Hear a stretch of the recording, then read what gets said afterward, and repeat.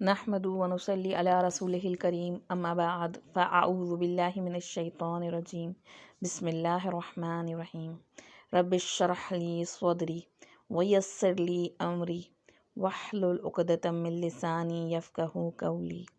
السلام علیکم ورحمۃ اللہ وبرکاتہ۔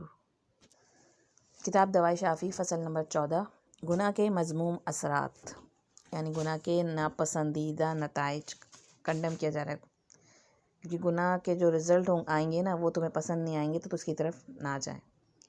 گناہوں کے بے شمار اثرات میں سے ایک یہ ہے کہ گناہ گار علم سے محروم ہو جاتا ہے، کیونکہ علم نور الہی ہے جسے اللہ تعالیٰ نے انسانوں کے قلب یعنی دل میں القا فرماتا ہے، اور گناہ اس نور کو بجھا دیتے ہیں۔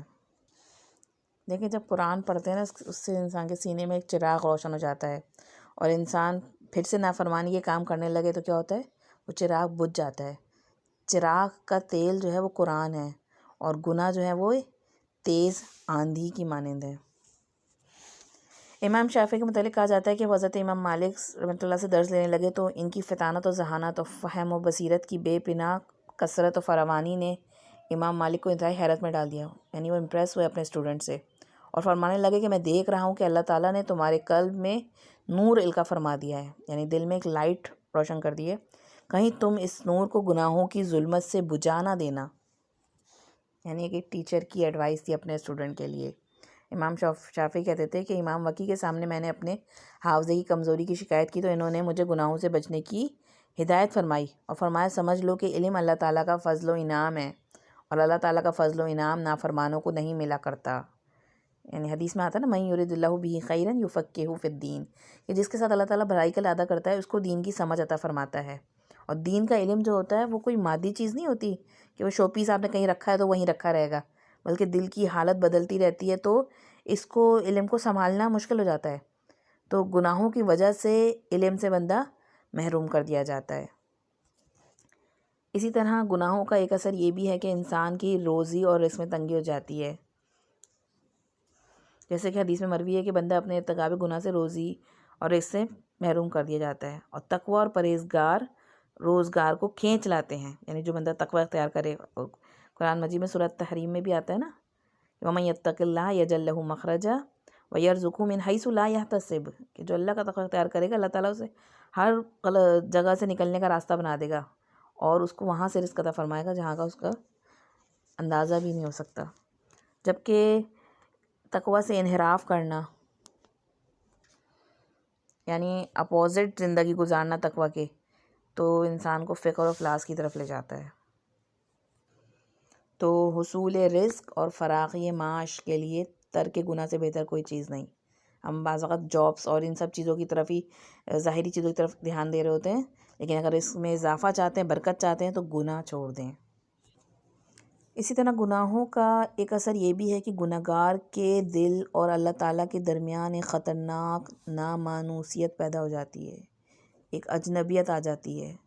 تو گناہ قرآن سے جو ہے نا، آپ سمجھیں اللہ تعالیٰ کی محبت آتی ہے، اور گناہوں سے اللہ تعالیٰ سے انسان دور ہو جاتا ہے۔ اور یہ نامانوسیت اس قدر خطرناک ہوتی ہے کہ دنیا مافیہ کی ساری لذتیں بھی گناہ گار کو میسر آ جائیں تو وہ بے قراری ہی رہتا ہے۔ کوئی لذت و سرور اسے مسرور نہیں کر سکتی، لیکن یہ حقیقت اللہ کا وہی بندہ سمجھ سکتا ہے جس کا دل زندہ ہو اور جس کا قلب بیدار ہو، الرٹ ہو، کیونکہ مردے کو تو کوئی سا بھی زخم لگا دیا جائے اسے تو تکلیف نہیں پہنچتی نا، تو جو زندہ دل ہوگا تو وہ سمجھ جائے گا کہ میری کیفیت کیوں چینج ہو رہی ہے۔ بس اگر اس وحشت سے بچنے اور وحشت کے گڑھے سے محفوظ رہنے کے لیے گناہوں کا ترک کرنا ہی مفید ہے، تو صاحب عقل و بصیرت کو گناہوں سے بچنے کے لیے صرف یہی ایک سبب کافی اور دافی سمجھنا چاہیے، یعنی ایک یہی ریزن کہ اللہ تعالیٰ سے دور ہو رہیں گے۔ بندے کو کیوں ہوتا ہے ڈپریشن، دل کی وحشت و اداسی، ان سب کو دور کرنے کے لیے کیا ضروری ہے کہ بندہ گناہ ترک کر کے اچھے کام کرنا شروع کر دے۔ کسی شخص نے بعض عارفین کے سامنے اپنی قلبی وحشت کی شکایت کی تو انہوں نے کہا، گناہوں کی وجہ سے تم وحشت میں مبتلا ہو تو گناہ ترک کیوں نہیں کر دیتے، کیوں نہیں چھوڑ دیتے؟ گناہ ترک کر دو گے تو اللہ تعالیٰ سے تمہیں انس پیدا ہو جائے گا اور تمہیں سکون و اطمینان حاصل ہوگا۔ لہذا سمجھ لینا چاہیے کہ پے در پے گناہ، یعنی کنٹینیوسلی کرتے رہنا، اس سے قلب پر وحشت کا بوجھ بڑھتا چلا جاتا ہے، اور اس سے بدتر اور خطرناک بوجھ کوئی دوسرا ہو ہی نہیں سکتا۔ واللہ المستعان. اللہ تعالیٰ مدد فرمائے. تو اللہ تعالیٰ نے ہمیں پہچاننے کے لیے ایک آلہ، ایک انسٹرومنٹ ہمارے اندر رکھا ہے، وہ ہے دل. جب بھی دل پہ اداسی اور غم اور ہم آنے لگیں تو فوراً غور کریں کوئی گناہ تو نہیں ہو رہا مجھ سے، اور توبہ کریں اور گناہ کو چھوڑنے کی کوشش کریں. اسی طرح گناہوں کا ایک اثر یہ بھی ہے کہ گناہ گار کو لوگوں سے وحشت ہو جاتی ہے. ارباب خیر و صلاح یعنی نیک لوگوں سے خصوصاً اسے کچھ ایسی نفرت ہو جاتی ہے کہ وہ ان سے دور بھاگتا ہے. یعنی عام لوگوں سے بھی ڈرتا ہے اور خاص طور پہ نیک لوگوں سے نظر نہیں ملا پاتا. اور جس قدر یہ وحشت ترقی کرتی جاتی ہے اس قدر وہ ایسے لوگوں سے دور بھاگتا رہتا ہے اور ان کے ساتھ اٹھنے بیٹھنے سے بھی گریز کرتا ہے، جس کے نتیجے میں وہ ایسے لوگوں سے استفادہ ہی نہیں کر سکتا. یعنی can't gain advantage from pious people. تو پھر ظاہر سی بات ہے نیکی کے راستوں سے بھی محروم رہ جاتا ہے. اسی طرح وہ جس قدر رحمانی گروہ سے دور ہوتا ہے شیطانی گروہ سے قریب تر ہو جاتا ہے. اچھے دوست نہ ہوں گے تو بری کمپنی، کیونکہ انسان کو دوستوں کی ضرورت تو ہوتی ہے. اس کی وحشت شدہ اس قدر ترقی کرتی جاتی ہے کہ اسے اپنے بیوی، بچوں، اقربا اور اعزاب بلکہ اپنی جان تک سے وحشت و نفرت ہونے لگتی ہے. چنانچہ سلف صالحین میں سے بعض کا قول ہے کہ جب کبھی اللہ تعالیٰ کی نافرمانی ہو جائے تو اس کا اثر میں اپنی سواری کے جانور اور اپنی بیوی کے برتاؤ سے محسوس کر لیتا ہوں. یعنی یہ behaviour of wife and kids پتہ چل جاتا ہے کہ آپ خود بھی اللہ کی نافرمانی کر رہے ہیں، تبھی آپ کے نیچے کے لوگ آپ کی نافرمانی پہ تلے ہوئے ہیں، یا آپ کی کوئی کار پرابلم کر رہی ہے تو ہم ہر وقت بس کیا مصیبت ہے یار یہ کہنے کے بجائے چیک یور سیلف کہ ہم لائف میں کہاں گڑبڑ کر رہے ہیں. اسی طرح گناہوں کا ایک اثر یہ بھی ہے کہ گناہ گار کے معاملات میں طرح طرح کی مشکلات اور دشواریاں پیدا ہو جاتی ہیں. جس کام کا وہ عزم و ارادہ کرتا ہے گا اس کا دروازہ بند نظر آتا ہے. یعنی آسان کام بھی بہت بوجھ بن جاتے ہیں گے جو اللہ سے نہیں ڈرتا نا، یا وہ اسے سخت دشوار پاتا ہے. اس کے برخلاف جو آدمی اللہ سے ڈرتا ہے اس کے تمام کام آسان ہو جاتے ہیں. بس جو شخص تقویٰ اور پرہیزگاری کو چھوڑ دیتا ہے اس کے سارے کام مشکل و دشوار ہو جاتے ہیں. وہی نا وَمَن يَتَّقِ اللَّهَ يَجْعَل لَهُ مَخْرَجًا. جو اللہ سے ڈرتا ہے اللہ تعالیٰ اس کے لیے نکلنے کا راستہ بناتا ہے، ایگزٹ بناتا ہے. تو گناہوں کو چھوڑنے کی ضرورت ہے ہمیں. تو کیا ہوگا، اس سے ڈورز اوپن ہو جائیں گے، اپرچونیٹیز ملیں گی. تو جب بھی آپ کو لگے کہ آپ کے لیے کوئی بھی ہر ایک کے ساتھ مشکلات ہوتی ہیں گی، اپنی سوچیں کہ جاب نہیں ہے، شادی نہیں ہو رہی ہے، بچے نہیں ہیں، کوئی بھی دروازہ جو بند نظر آ رہا ہے نا، تو ہمیں کیا کرنا ہے گا؟ ان کو اس جو تکلیف پریشانی ہے، جو گھر میں امن سکون نہیں ہے، بچوں کی نافرمانی ہے، تو ان دروازوں کو اللہ تعالیٰ ہی کھولے گا یا اللہ تعالیٰ ہی دور کرے گا. اس کو تو اللہ کی طرف رجوع کرنا ہے، تقویٰ اختیار کرنا ہے، اللہ سے ڈرنا ہے اور اللہ کی نافرمانی چھوڑنی ہے. پھر اسی طرح گناہوں کا ایک اثر یہ بھی ہے کہ نافرمان آدمی اپنے قلب میں خطرناک ظلمت و تاریکی اور ڈارکنس محسوس کرتا ہے. جیسے آدمی تاریک رات کی ظلمت و تاریکی اپنی آنکھوں سے دیکھتا ہے گا، اسی طرح اس کو اندھیرا دل میں محسوس ہوتا ہے. حقیقت یہ کہ اطاعت و عبادت ایک نور ہے اور معصیت ایک تاریکی ہے. یعنی ڈس اوبیڈینس از ڈارکنس. نافرمانی جب بڑھتی جاتی ہے تو گناہ گار کی حیرانی اور پریشانی بھی بڑھ جاتی ہے. رفتہ رفتہ وہ شخص مختلف قسم کی بدعات اور گمراہیوں میں مبتلا ہو جاتا ہے اور محلے کو خطرناک امور میں پھنس کر اس کی جان میں وبال میں پڑ جاتی ہے. اور پھر طرف تماشا یہ کہ اسے اپنی اس حالت کا شعور اور احساس تک نہیں رہتا، انہیں سینس بھی نہیں ہوتا کہ یہ سب میرے ساتھ ہو کیوں رہا ہے. اس کی حالت ایک ایسے اندھے کی سی ہو جاتی ہے جو اندھیری رات میں نکل کھڑا ہو اور اندھیرے میں ٹمک ٹوئیاں مارتا پھر رہا ہے، یعنی ادھر ادھر بھٹکتا پھر رہا ہے اور راستہ بھی نہیں مل رہا.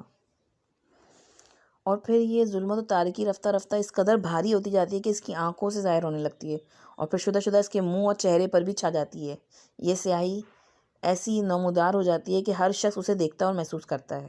یعنی گناہوں کے اثرات پہ کیا ہوتے ہیں، چہرے پہ آنے لگتے ہیں، چہرے پہ انسان کی سختی آ جاتی ہے.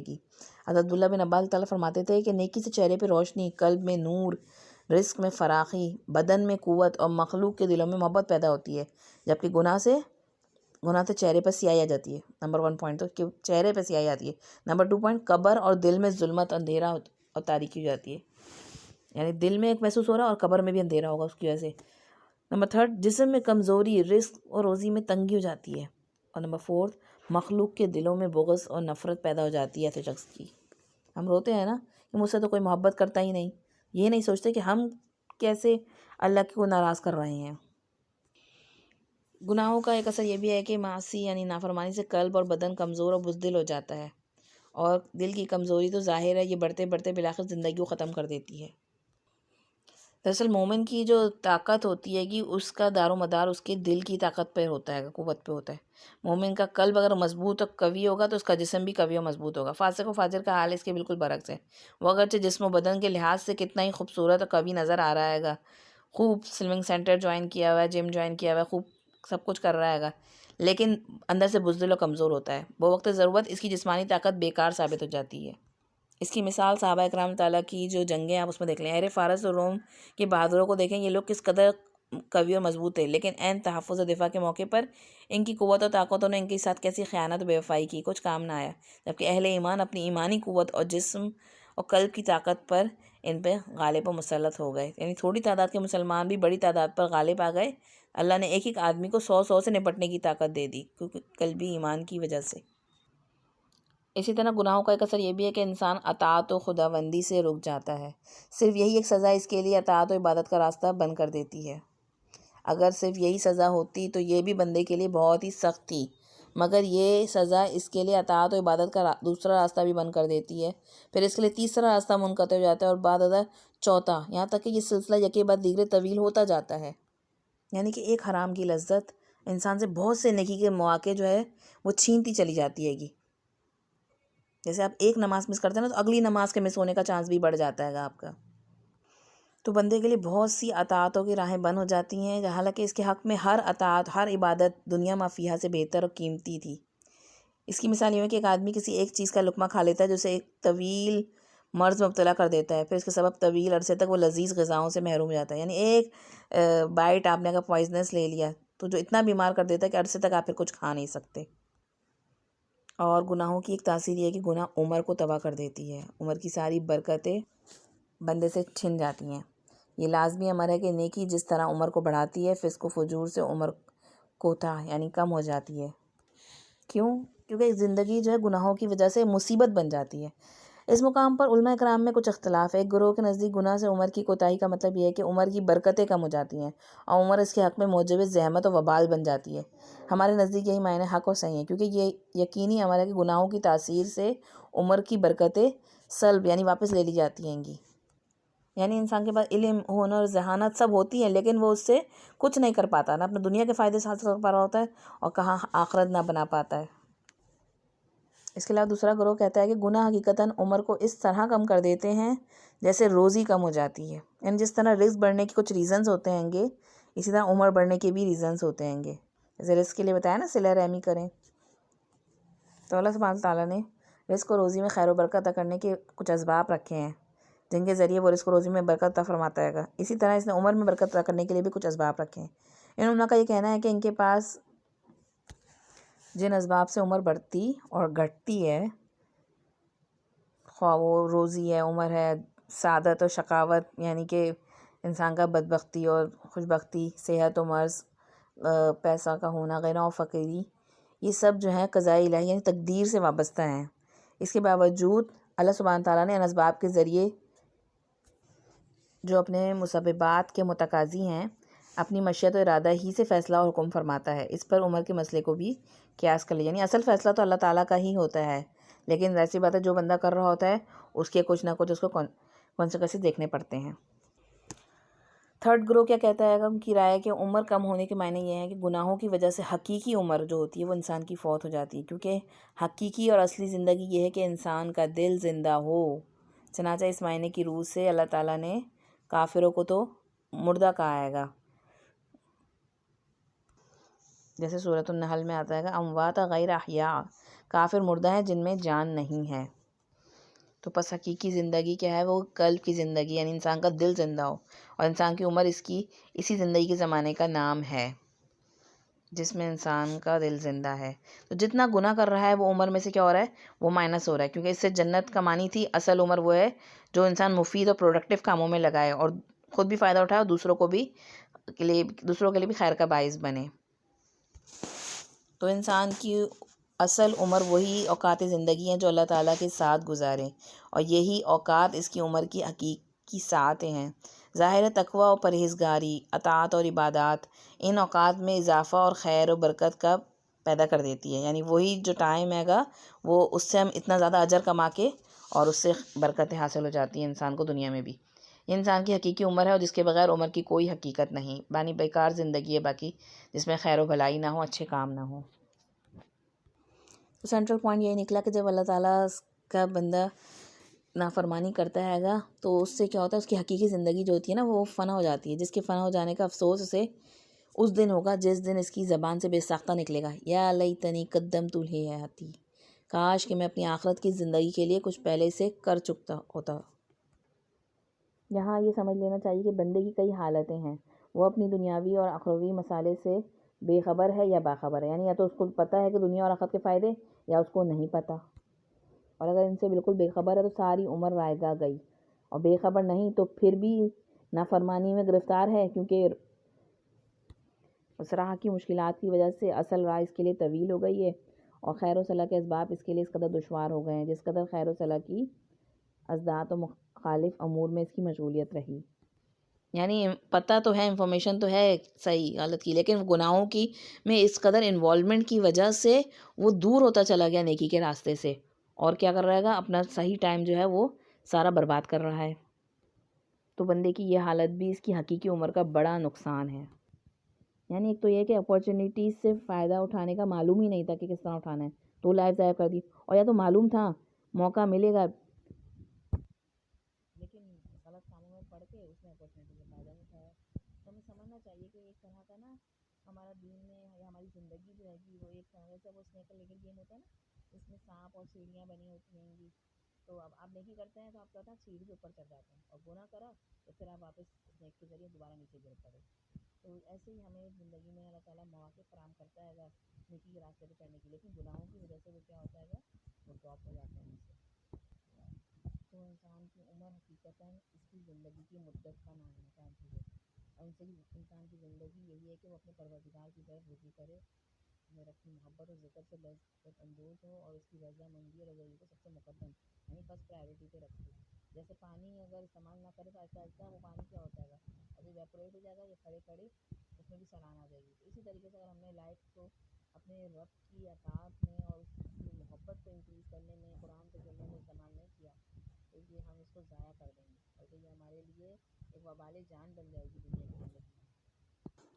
اسی لیے دنیا میں جو بہت ترقی و کامیابی میں کے عروج پہ پہنچ جاتے ہیں لوگ، لیکن وہ اپنے رب کو، اپنے خالق کو نہیں پہچان پاتے، تو کیا ہوتا ہے ان کے اندر ایک ہالونیس ہو جاتی ہے جس کی وجہ سے وہ خودکشی کر لیتے ہیں گے۔